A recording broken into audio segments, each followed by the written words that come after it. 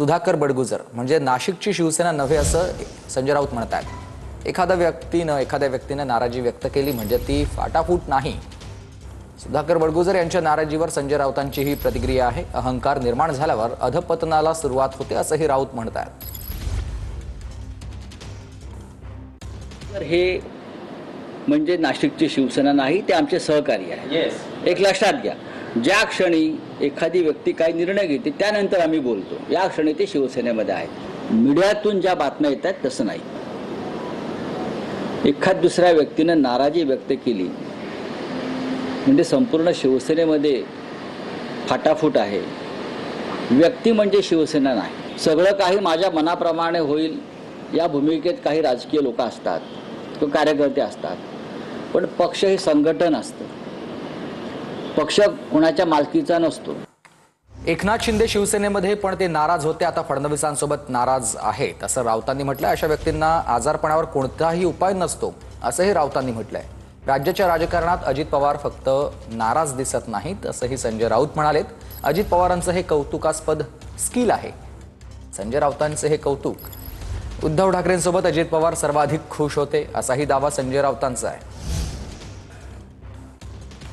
नाराजीचं म्हणाल तर एकनाथ शिंदे हे शिवसेनेत पण नाराज होते आणि एकनाथ शिंदे आता फडणवीस यांच्याबरोबर सुद्धा नाराज आहेत। पहा त्यांचा चेहरा तुम्ही।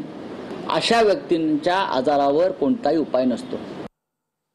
तर अजित पवारांचं हे कौतुकास्पद स्किल आहे असं संजय राऊत म्हणतात। संजय राऊतांनी अजित पवारांचं कौतुक करताना अजित पवार हे सर्वाधिक खुश उद्धव ठाकरे मुख्यमंत्री असताना त्यांच्यासोबत उपमुख्यमंत्री असताना ते होते असंही त्यांनी म्हटलंय। तर महाजन फडणवीसांच्या मंत्रिमंडळातील सर्वात भ्रष्ट मंत्री असल्याचं संजय राऊत म्हणाले।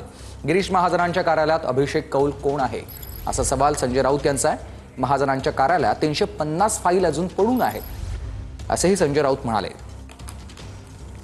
यांच्या 350 फाईल गिरीश महाजन यांच्या मंत्रालयामध्ये पडून आहेत, कारण त्या 350 फाईलचे व्यवहार व्हायचे आहेत आणि सगळे व्यवहार मिस्टर फडणवीस, लक्षात घ्या मी काय सांगतोय ते, आणि सगळे व्यवहार हा अभिषेक कौल नावाचा ठेकेदार आणि बिल्डर जो नेमलेला आहे गिरीश महाजन यांनी, तो करतोय।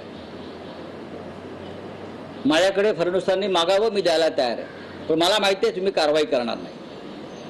पण या राज्याला कळलं पाहिजे काय लायकीचे मंत्री फडणवीस यांच्या मंत्रिमंडळामध्ये आहे।